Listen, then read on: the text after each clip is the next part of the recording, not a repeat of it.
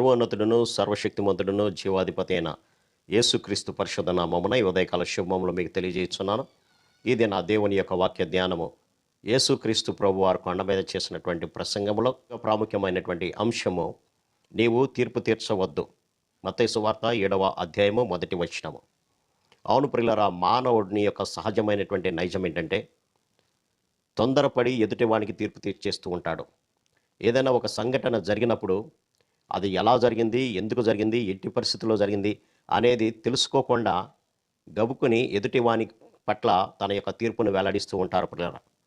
అయితే ప్రభు అంటున్నటువంటి మాట, మీరు తీర్పు తీర్చవద్దు. ఈ యొక్క రోమా పత్రిక 2వ అధ్యాయం 1వ వచనంలో చూస్తే, కాబట్టి తీర్పు తీర్చు మనుష్యుడా అని అంటున్నాడు. అంటే నీవు తీర్పు తీర్చేటువంటి వాడా, నేను చెప్పేటువంటి మాట విను అని నీవెవడైనా సరే నిరుత్తరుడివై ఉన్నావు అని అంటారు. అనగా అర్థం ఏంటంటే, నువ్వెవడైనా సరే మౌనంగా ఉండాల్సిందే, నీవెవడమైనా సరే మాట్లాడకుండా నీవు ఉండాల్సిందే అని అంటారు ప్రభు. కారణం ఏంటంటే, మానవుడు తన యొక్క సొంత ఆలోచన చొప్పున అది సరైందా కాదా అనేటువంటి నిర్ణయానికి వస్తూ ఉంటాడు పిల్లరా. కానీ ఇక్కడ ప్రభు అంటున్నారు, నువ్వు నిరుత్తరుడివే, నువ్వెవడమైనా సరే, నువ్వు ఉన్నతమైనటువంటి అధికారం కలిగిన వాడవైనా లేనివాడవైనా నీవు నిరుత్తరుడివే, నీవు మౌనంగా ఉండాల్సిందే. కారణం ఏంటంటే, దేని విషయంలో ఎదుటి వానికి తీర్పు తీర్చుచున్నావో దాని విషయంలో నీవే నేరస్తుడు అని తీర్పు తీర్చుకొనుచున్నావు. అవును ప్రియులారా, తొందరపడి ఎదుటివానికి మనం తీర్పు తీర్చేస్తూ ఉంటాం, కానీ అవే క్రియలు మనలో కూడా ఉన్నాయి అనేటువంటి సత్యాన్ని మర్చిపోతున్నాడు. ఇది మానవుని యొక్క సహజమైనటువంటి నైజం. ఎదుటివాడికి సలహాలు ఇస్తాడు, కానీ వీడు మాత్రం సలహాలు పాటించడు. కాబట్టి ఎదుటివాడిని ఏదైతే వాడిలో ఉన్నటువంటి తప్పును ఎత్తి చూపుతున్నావో, నీవు తప్పు చేసావని చెబుతున్నావో, అవే కార్యాలు నువ్వు చేస్తూ ఉంటున్నావు. కాబట్టి నీవు మౌనంగా ఉండాలి, కానీ ఎదుటివానికి నీవు తీర్పు తీర్చకూడదు అని ప్రభు అంటున్నారు. ఏలయనగా తీర్పు తీర్చు నీవును అట్టి కార్యములనే చేయుచున్నావు కావా? అట్టి కార్యములు చేయు వారి మీద దేవుని తీర్పు సత్యమును అనుసరించిందే అని ఎరుగుదువు. అట్టి కార్యములు చేయువానికి తీర్పు తీర్చుచు వాటినే చేయుచున్న మనుషుడా, నీవు దేవుని యొక్క తీర్పు తప్పించుకుందువని అనుకుందువా అని అంటారు. అవును ప్రియులారా, మన జీవితంలో కూడా అటువంటి కార్యాలను పెట్టుకొని ఎదుటి వానికి తీర్పు తీర్చినప్పుడు మనము ఏ కొలతతో అయితే తీర్పు తీరుస్తామో అదే కొలతతో ప్రభువు మనకు తీర్పు తీరుస్తూ ఉంటాడు అని సెలవిస్తున్నారు. అందుకే మనం ఒక సామెత వింటా ఉంటాం, గురువింద గింజ తన యొక్క అడుగు భాగాన ఉన్న నల్లదాన్ని చూసుకోదు, కానీ పైన ఉన్నటువంటి రుచి నేను చాలా మంచిదానిని అనేటువంటి అపోహ పడుతుందంట. అలాగే మానవుడు కూడా తనలో ఉన్నటువంటి చెడు ఆలోచనలు, చెడు కోరికలు, చెడ్డ క్రియలను లోపల దాచిపెట్టుకొని అటువంటి క్రియలే చేస్తున్నటువంటి ఎదుటివానికి తీర్పు తీరుస్తూ ఉంటారు పిల్లలు.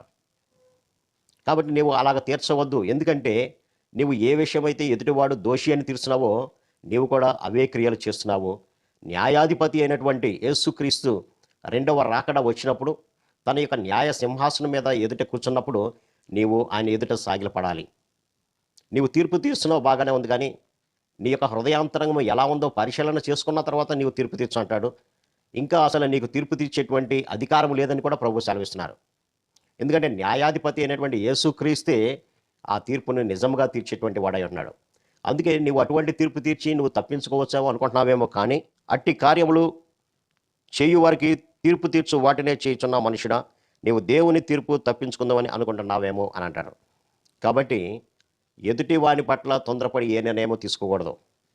ఎందుకంటే క్రీస్తు న్యాయాధిపతి అయినటువంటి ఆయన 2వ రాకడలో మనమందరం కూడా ఆయన న్యాయపీఠం ఎదుట ఉంటాం. మనం చేసినటువంటి ప్రతి క్రియను బట్టి ఆయన అది మంచిదైనా సరే చెడ్డదైనా సరే తీర్పు తీర్చడానికి ప్రభు రాబోతున్నాడు. కాబట్టి ఏ విషయమైతే ఎదుటివాడిని దోషి అంటున్నావో అటువంటి క్రియలు మనలో లేకుండా చూసుకుందాం పిల్లరా. కాబట్టి ఇది నా వాక్య ధ్యానం ద్వారా తొందరపడి ఏ మనిషిని కూడా వాడు మంచివాడా చెడ్డవాడా అని తీర్పు తీర్చవద్దు. తీర్పు తీర్చేది ప్రభువే. కాబట్టి ఇది నా వాక్య ధ్యానం ద్వారా మన యొక్క జీవితం ఎలా ఉందో ఒకసారి పరిశీలన చేసుకుందాం. ఎదుటివాడికి న్యాయం తీర్చే ముందు మన యొక్క జీవితం ఎలా ఉంది, ఒకవేళ ఆ తీర్పుకు సంబంధించి మనం కూడా తప్పు చేస్తున్నామా లేదా అనేది పరిశీలన చేసుకోవాల్సినటువంటి అవసరం అవుతుంది. అటు కృపా పరిశుద్ధాత్మ దేవుడు మనందరికీ దయచేయను గాక. ఆమేన్. ప్రార్థన. సర్వశక్తుడా, ప్రేమ గల మా తండ్రి, తీర్పు తీర్చడం నా పని నీ పని కాదన్నావు నాయన. అవునైనా మా యొక్క జ్ఞానము పరిమితమైంది నాయన, కానీ మీ యొక్క జ్ఞానము అపరిమితమైంది. ఆ అపరిమితమైనటువంటి జ్ఞానము ముందు నాయన ఎందుకు పనికిరాని మా జ్ఞానంతో మా సహోదరులని తీర్పు తీర్చకుండా ఉండినట్లుగా సహాయం దయచేతండి. ఎందుకంటే ఒకవేళ ఏదైతే తప్పు అని తీర్పు తీర్చినావో అది మా యొక్క హృదయాల్లో కనుక ఉన్నట్లయితే మీ యొక్క భయంకరమైనటువంటి తీర్పును తప్పించుకోలేరు అంటున్నావు ప్రభా. కాబట్టి తీర్పు తీర్చుకున్నానైనా తీర్పు తీర్చే పనిని మీకు అప్పచెప్పే భాగ్యం మాకు దయచేయమని యేసు నామమున అడిగి పెట్టుకొచ్చున్నాం తండ్రి. ఆమేన్. God bless.